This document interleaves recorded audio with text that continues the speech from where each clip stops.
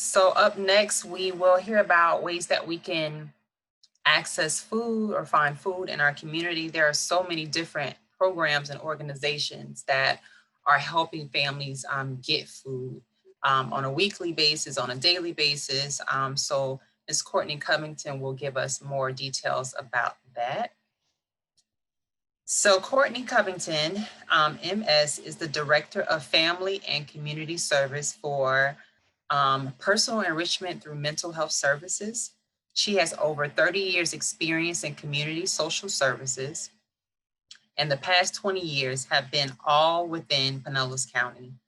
Courtney believes strongly in the partnerships of fellow agencies and remaining strength-based with both those she works with as well as those she serves with. Courtney works to strengthen our overall community system of care and is dedicated to linking resources to better serve those in need. She found her home early in nonprofit community mental health services and continues to find joy in all that a social services career brings. She is a wife and a mother to 3 teens, and even on the most challenging adolescent days, finds much joy in that as well. So without further ado, Courtney, take it away. Great. Thank you for joining us. And Tammy, I want to say we use Gulf Coast Legal as one of our resources to link families to all the time, and they're absolutely wonderful. So thank you. I wanted to start by saying community resources in Pinellas County are abundant, but you need to find the easy button to be able to do that. So next slide, please. And what is the easy button in Pinellas County? The easiest way and the basic way to start for anyone, in individual or family in need in our county, is to connect with 211. The easiest way to do that is to text 898211 and then put your zip code in. When you do that, a list of what's available based on category of your need will come up, and then you can go through that and choose what is best for you, your need, and your family. Also, their website, you can do it the same way. We think there's an app you can put on your phone as well. That tends to be easiest for everybody, but there's lots of different ways. You can go to the website. There'll be an opportunity for you to put in your zip code, and then whatever your need is comes up in a category. You click on that, and within your area, within your zip code, everything that's available will come up. This is the example of the app.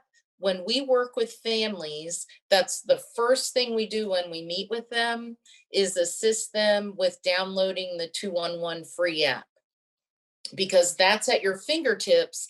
And the minute you have that, you can start turning a need and a crisis into tangible strength-based steps for you and your family. And that's what all of us want.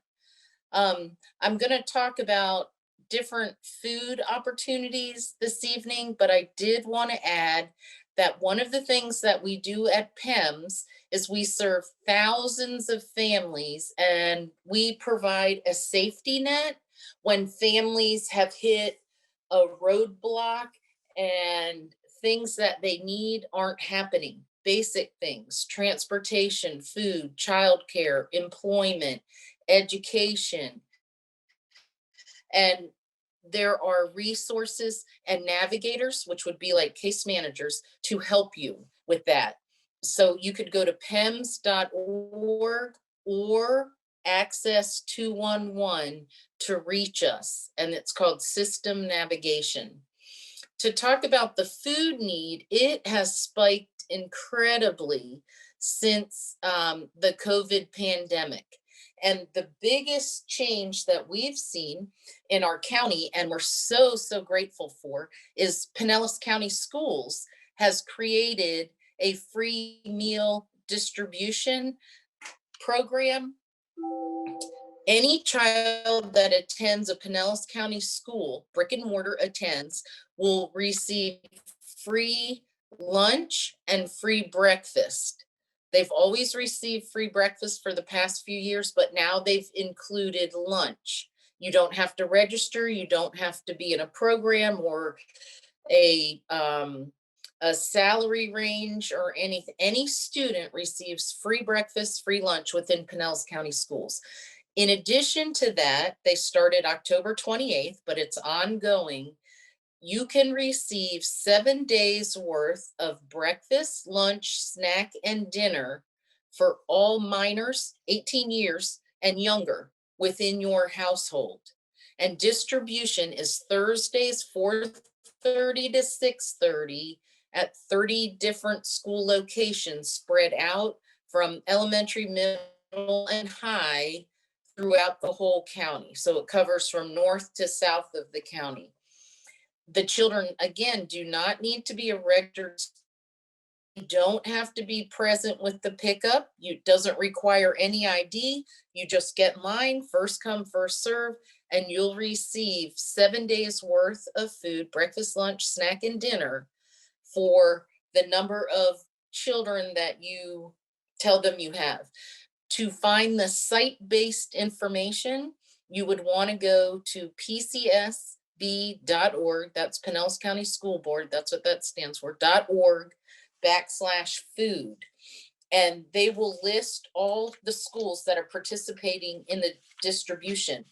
In addition to that, if you have older kids, middle and high, that need volunteer hours, this is an opportunity. They can help distribute the food at one of these schools.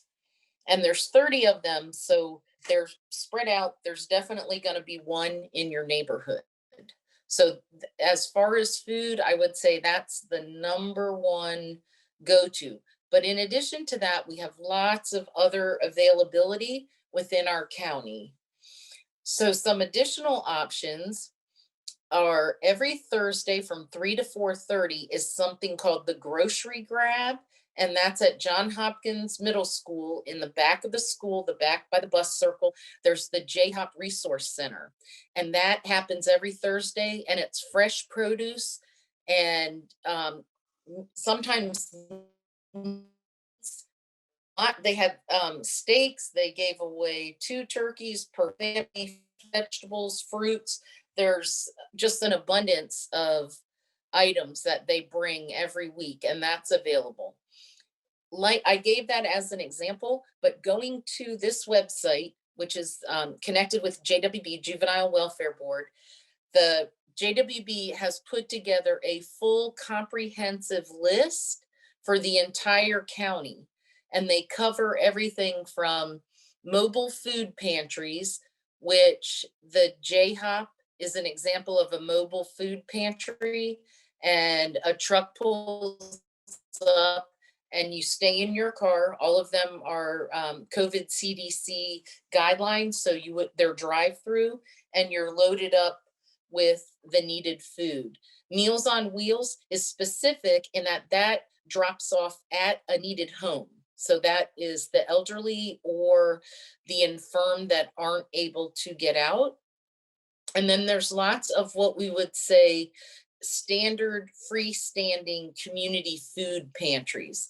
And we have many. If you North County, there's Good Shepherd, and that's located right in Tarpon Springs, and they have their food distribution days. But when you go to this website, the jwbpinellas.org/childhood/hunger, when you go there, it will be a detailed list broken out by the variety that you need. It also reviews the school board meal information and distribution, but you can find all the mobile food pantries. There's a big one at Tropicana Field on Saturday mornings. That's a lot of fresh produce and perishables.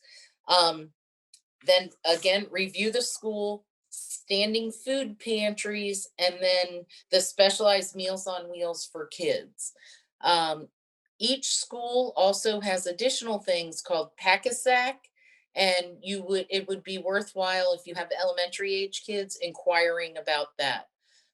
But I will tell you that within Pinellas County, we are fortunate and that we are rich with resources.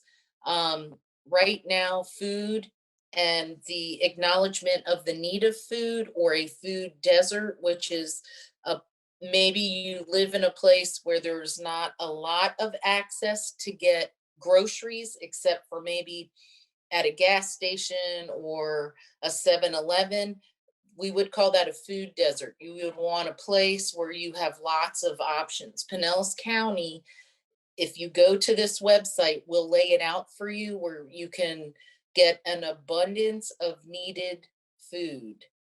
And this would include things also, baby formula, which is difficult at times because babies need certain types and not other types, but there are contact places for that as well. And I'll send my contact information because, like I said, this topic was food, but overall for families, basic needs, transportation, employment, childcare, rent, housing, PEMS with our system navigation program covers all the safety net, including a tank of gas or steel-toed shoes to make sure that you can keep working. So feel free to contact me, and we'll also make sure that you get linked to the right service at the right time. That's the effective way of using a resource. Thank you very much.